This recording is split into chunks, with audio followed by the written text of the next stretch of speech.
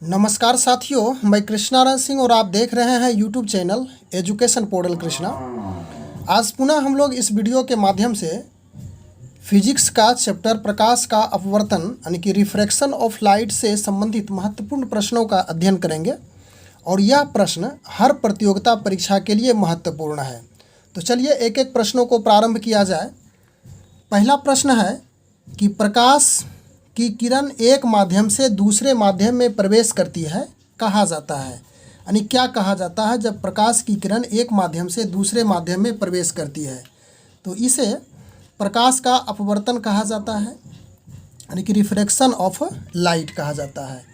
इसमें और कुछ महत्वपूर्ण प्रश्न इस प्रकार से बन सकता है कि जब प्रकाश की किरण विरल माध्यम से सघन माध्यम में, यानी कि विरल से सघन में प्रवेश करती है तो वह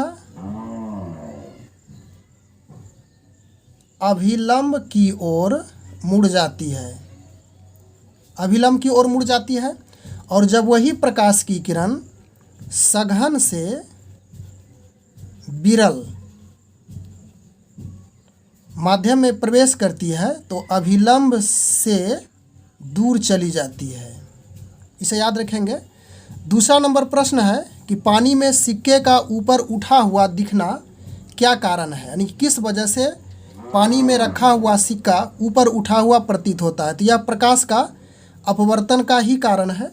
और इससे संबंधित अन्य उदाहरण हो सकता है यह भी कि पानी की सतह पर यदि पेंसिल को रखी जाए तो वह मुड़ी हुई दिखती है, यानी कि पानी की सतह पर रखी हुई पेंसिल मुड़ी हुई प्रतीत होती है। तीसरा नंबर प्रश्न है कि अलग अलग माध्यम में प्रकाश की चाल क्या होती है? तो अलग अलग जब माध्यम होगा तो प्रकाश की चाल भी अलग अलग होती है। तो निर्वात में, यानी कि जहाँ पे हवा नहीं हो उसे निर्वात कहा जाता है। तो निर्वात में प्रकाश की चाल 3 लाख किलोमीटर प्रति सेकंड,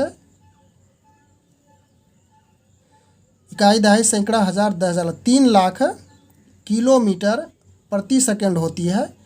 उसके बाद पानी की बात कही जाए तो इसमें 2,25,000 किलोमीटर प्रति सेकंड होती है। और कांच में सबसे कम होती है प्रकाश की चाल, यह ठोस माध्यम हो जाता है, इसमें 2 लाख किलोमीटर प्रति सेकंड हो जाता है। उसके बाद चौथा नंबर प्रश्न है प्रकाश की चाल सबसे तीव्र होती है, यानी कि सबसे अधिक किसमें होती है? तो यह निर्वात यानी कि शून्य जहाँ पे हवा नहीं होती है सबसे अधिक होती है।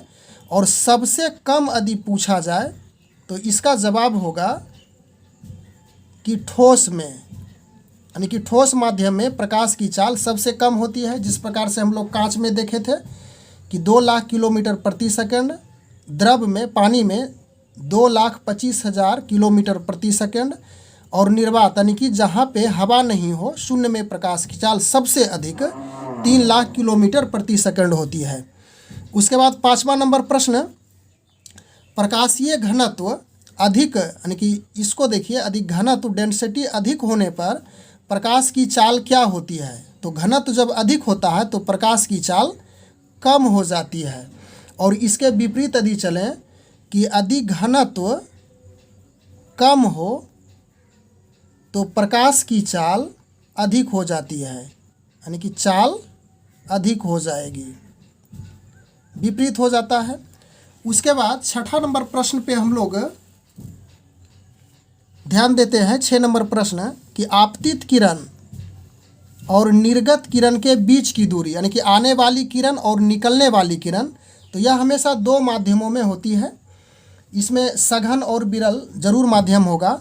और दोनों आपतित किरण और निर्गत किरण के बीच की दूरी, दोनों की बीच की दूरी इस प्रकार से देखेंगे तो यह हो जाता है पार्श्विक विस्थापन, यानी कि यह पार्श्विक विस्थापन कहा जाता है।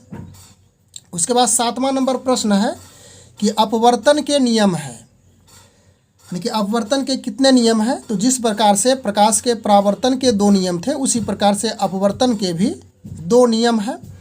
और इसमें इस प्रकार से है, संक्षेप में हम लोग इसका अध्ययन कर लेते हैं कि आपतित किरण, यानी कि आपतित किरण उसके बाद अपवर्तित किरण और डाला गया अभिलंब तीनों एक ही समतल में होता है। यह तो पहला नियम समझेंगे। दूसरा नियम है जिसे स्नेल का नियम भी कहा जाता है। स्नेल का नियम, और वह इस प्रकार से होता है, साइन आई बटे साइन आर इक्वल टू स्थिरांक, यानी कि कांस्टेंट हो जाता है। उसके बाद 8वां नंबर प्रश्न, साइन आई बटे साइन आर इक्वल टू नियतांक, यानी कि कांस्टेंट है, क्या कहा जाता है? अभी तुरंत हम लोग इसकी चर्चा कर चुके हैं। इसे स्नेल का नियम कहा जाता है। 9 नंबर प्रश्न है कि प्रिज्म का अपवर्तक कोण होता है। तो प्रिज्म का अपवर्तक कोण ध्यान रखेंगे 60 डिग्री, यानी कि 60 डिग्री होता है। और प्रिज्म का मुख्य काट यह समबाहु त्रिभुज होता है। और समबाहु त्रिभुज में आप समझ ही रहे हैं कि उसका प्रत्येक कोण बराबर 60 डिग्री। इस प्रकार से प्रिज्म का अपवर्तक कोण 60 डिग्री होता है। इससे संबंधित अन्य प्रश्न और भी हम लोग देखेंगे कि प्रिज्म का अपवर्तक कोण, यानी कि प्रिज्म का अपवर्तक कोण अधिक होने पर, जब प्रिज्म का अपवर्तक कोण अधिक होगा तो उसका जो विचलन है, विचलन कोण भी अधिक होता है। यानी कि प्रिज्म का अपवर्तक कोण यदि बढ़ेगा तो विचलन कोण भी अधिक होता है, यानी कि विचलन भी अधिक होता है। उसके बाद 10 नंबर प्रश्न है, लेंस के प्रकार हैं। तो लेंस के 2 प्रकार हैं। पहला प्रकार में उत्तल लेंस होगा, इसका इस प्रकार से आप चित्र बनाएंगे। और दूसरा में हो गया अवतल लेंस। अवतल लेंस, यह इस प्रकार से चित्र हो जाता है इसका। उसके बाद 11 नंबर प्रश्न, प्रतिबिंब के प्रकार हैं। तो प्रतिबिंब के 2 प्रकार हैं।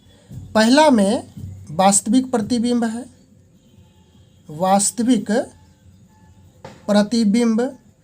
और दूसरा नंबर है काल्पनिक प्रतिबिंब, काल्पनिक प्रतिबिंब। वास्तविक प्रतिबिंब में, यानी कि वास्तविक प्रतिबिंब को इसे पर्दा पर प्राप्त कर सकते हैं, पर्दा पर प्राप्त होता है। और यह हमेशा उल्टा बनता है, हमेशा उल्टा। और यही काल्पनिक प्रतिबिंब की बात कही जाए तो इसे पर्दा पर नहीं प्राप्त कर सकते हैं और हमेशा यह सीधा प्राप्त होता है। उसके बाद 12 नंबर प्रश्न, उत्तल लेंस की फोकस दूरी होती है। तो उत्तल लेंस की फोकस दूरी हमेशा धनात्मक होती है, यानी कि F इक्वल टू पॉजिटिव होता है। उसके बाद 13 नंबर प्रश्न कि अवतल लेंस की फोकस दूरी होती है। तो अवतल लेंस की फोकस दूरी ऋणात्मक होती है, अर्थात F इक्वल टू निगेटिव, यानी कि माइनस में हो जाती है। 14 नंबर प्रश्न है, लेंस सूत्र है, यानी कि लेंस फॉर्मूला। तो लेंस फॉर्मूला में 1/v minus 1/u equal to 1/f हो जाता है। और इसमें आप समझ सकते हैं कि वेयर, जहाँ v इक्वल टू प्रतिबिंब की दूरी, u इक्वल टू वस्तु की दूरी और f इक्वल टू फोकस दूरी। उसके बाद 15 नंबर प्रश्न, यह अंतिम प्रश्न होगा, लेंस की क्षमता का एसआई मात्रक। तो इसका डायोप्टर होता है और इसे संकेत में बड़ी डी से सूचित किया जाता है। और लेंस की क्षमता यानी कि P इक्वल टू 1/f होती है, जिसमें P लेंस की क्षमता हो गई। उसके बाद F इक्वल टू फोकस दूरी और उत्तल लेंस की उत्तल लेंस की क्षमता यह पॉजिटिव यानी कि धनात्मक हो जाती है। और यदि अवतल लेंस की बात कही जाए तो अवतल लेंस की क्षमता हमेशा ऋणात्मक यानी कि निगेटिव होती है। तो इस प्रकार से इस वीडियो के माध्यम से हम लोग 15 प्रश्नों का अध्ययन किए और यह प्रकाश का अपवर्तन चैप्टर से संबंधित है, जो हर प्रतियोगिता परीक्षा में पूछने लायक है, पूछा ही जाता है। तो बस आज के वीडियो में इतना ही, लेकिन ध्यान रखिएगा कि 15 प्रश्न का हम लोग अध्ययन किए, लेकिन इसके साथ साथ जो पार्ट्स टेल प्रश्न बनता है तो इस प्रकार से मिला जुला करके देखा जाए तो काफ़ी महत्वपूर्ण प्रश्न जो पार्ट्स प्रश्न है तो प्रश्नों की संख्या बढ़ जाएगी। तो बस आज के वीडियो में इतना ही। Thanks for watching. Good bye.